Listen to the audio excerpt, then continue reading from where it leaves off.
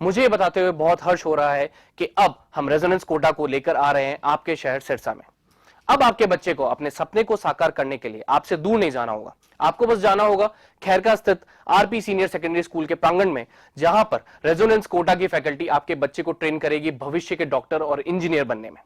सभी प्रमुख परीक्षाएं जैसे JEE Main, JEE Advance, NEET UG, AIIMS, international olympiad, NTSC, KVPY, CA, CS, CMA, CLAT, Resonance ने गुणवत्ता और मात्रा दोनों में अच्छे परिणाम देकर खुद के लिए एक नाम बनाया है। अधिक जानकारी के लिए आप डबवाली रोड स्थित RP senior secondary school visit कर सकते हैं या कॉल कर सकते हैं नीचे दिए गए नंबर पर। अब होंगे सपने साकार। धन्यवाद। नमस्कार, मैं हूं प्रमोद और आप देखना शुरू कर चुके हैं दी सड़कनामा.com। इस वक्त मैं मौजूद हूं पनिहारी में और जैसा कि आप सब लोग जानते हैं कि सिरसा से लोकसभा सांसद सुनीता दुग्गल है, उनका जनसंवाद कार्यक्रम है वो चल रहा है। इस वक्त मैं पनिहारी में हूं जहां से जनसंवाद कार्यक्रम है वो ख़त्म हुआ है और हम उनसे चर्चा करते हैं क्योंकि कितनी शिकायतें आई हैं, क्या कुछ कहना चाहेंगे। मैडम, क्या कुछ कहना चाहेंगे, किस तरह की शिकायतें ज़्यादा आ रही हैं? जनसंवाद कार्यक्रम आपका चल रहा है। देखिए, ऐसा है कि वैसे तो माननीय मुख्यमंत्री जी ने भी जनसंवाद कार्यक्रम किया था और उन्होंने भी जितनी समस्याएं लोगों की सार्वजनिक हैं उनका समाधान करने की कोशिश की थी। और आप देखिए, बल्कि मैं तो ये देख रही हूँ कि बहुत जगह पर धन्यवाद ज़्यादा आ रहे हैं। जैसे कि यहाँ की भी अब हम बात करें तो यहाँ पर जैसा कि उन्होंने बताया कि हमने अपने MP लैड से भी जो है इनके स्कूल के अंदर इंटरलॉकिंग करवाई, शेड बनवाया, टॉयलेट्स बनवाए, तो बहुत खुशी का इजहार भी ग्रामवासी कर रहे थे। लेकिन इसके साथ साथ जो भी सार्वजनिक समस्याएं हैं उनको सभी पब्लिक जो है, आम जन जो है वो लेकर आ रहे हैं। चाहे सड़कों की बात है, चाहे पानी पीने के पानी की कोई समस्या है, हम जो भी समस्याओं का समाधान हाथ के हाथ कर सकते हैं वो अधिकारियों को कह के करवा रहे हैं। और जो समस्या ऐसी है कि जिसका समाधान चंडीगढ़ में जाके हो सकता है तो वो हम नोट कर रहे हैं। तो वहाँ पर जो उच्च अधिकारी हैं उन तक उन समस्याओं को पहुँचाएंगे, माननीय मुख्यमंत्री तक उन समस्याओं को पहुँचाएंगे। और मुझे पूरी उम्मीद है कि ज़्यादा नहीं तो कम से कम 80-90% तक की जो समस्याएं हैं उनका समाधान हो जाएगा। अधिकारी तो आ ही नहीं रहे। अधिकतर अधिकारियों को आपने कहा कि उसकी जो है स्पष्टीकरण दीजिए। पहले सीएम साहब जब हिसार में आए थे तो उन्होंने डीएसओ को सस्पेंड कर दिया था क्योंकि वो मौके पे नहीं थे।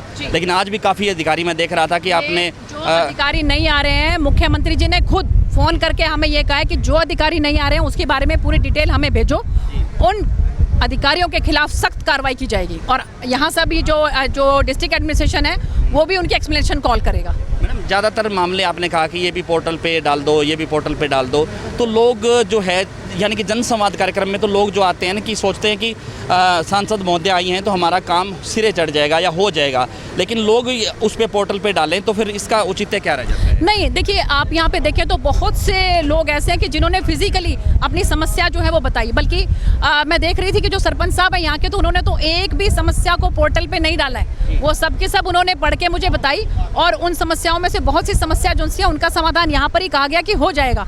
लेकिन मैं ये कहना चाहती हूँ कि पोर्टल जो है वो सिर्फ सरपंच के लिए नहीं है।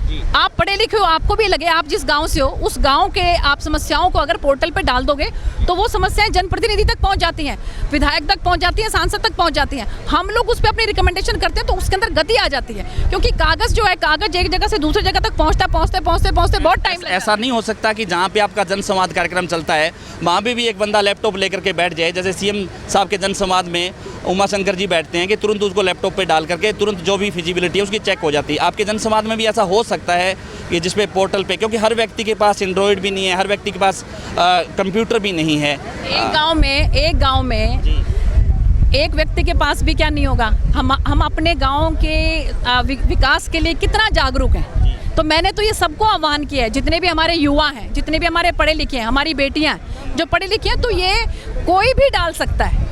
और इसके साथ साथ ये तो हमने एक एडिशनल सुविधा के लिए कहा है। बाकी अगर नहीं भी डालेंगे तो फिजिकली भी जो कागज आ रहे हैं उन पे हम कार्रवाई कर रहे हैं, लेकिन फिर भी ताकि वो जल्दी हो जाए। क्योंकि जैसा मैंने आपको बताया कि एक कागज जो है आज मेरे पास आया है, मैंने उसके ऊपर लिख के साइन करके उस अधिकारी को दिया, अधिकारी जो है उससे ऊपर वाले अधिकारी को देगा, उसके बाद उसका एस्टीमेट बनेगा, उसके बाद फिर वो वापस आएगा।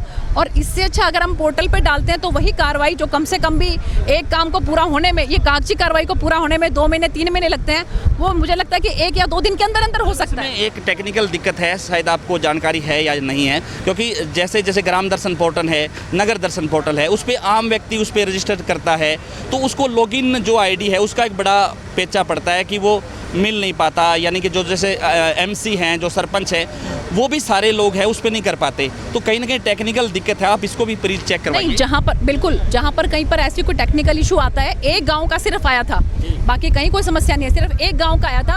वो भी क्यों आया कि वो दोनों, उस गांव का नाम दूसरे गांव से मिलता जाता, जैसे कैरावाली का वो जो डालते थे वो करीवाला में पहुंच जाता था।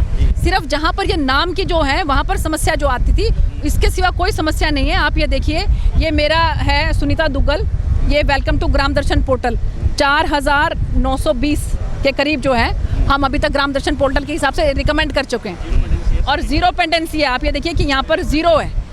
हम मेरे पास तो जैसे ही कोई पहुंचते हैं हम तुरंत प्रभाव से उसकी कार्रवाई करते हैं, एक भी पेंडिंग नहीं रहने देते हैं, और इसी हिसाब से काम भी हो रहे हैं। आप ये देखिए कि अभी आपको कहीं पर भी किसी तरह की कोई रिसेंटमेंट, कोई नाराजगी कहीं नजर नहीं आती है, क्योंकि एक बुजुर्ग महिला कह रही थी कि एसएचओ उनका काम नहीं कर रहा, कह रहा है कि आप हमें गाड़ी दे दीजिए तब पुलिस जाएगी, नहीं, जबकि बिल्कुल आपने नहीं, 112 और मैंने- सरकार ने यही महिला जो आपने जिनको मेरी सूट बात- दिया उसको कह रही थी कि मेरे पास सूट तो 40 हैं, आप मेरा काम करवा दीजिए। नहीं, बिल्कुल, मैंने उनको माता जी को ये भी कहा है कि अभी भी उनको ये लगे कि उनका काम नहीं हो रहा तो मेरे घर पे आएंगी सिरसा में, और मैं उसके बाद देखती हूँ कि काम उनका हुआ कि नहीं हुआ, और मैंने ताकीद करी है डीएसपी साहब को, और मुझे पूरी उम्मीद है उनका काम हो जाएगा। धन्यवाद madam, Thank you. Thank you.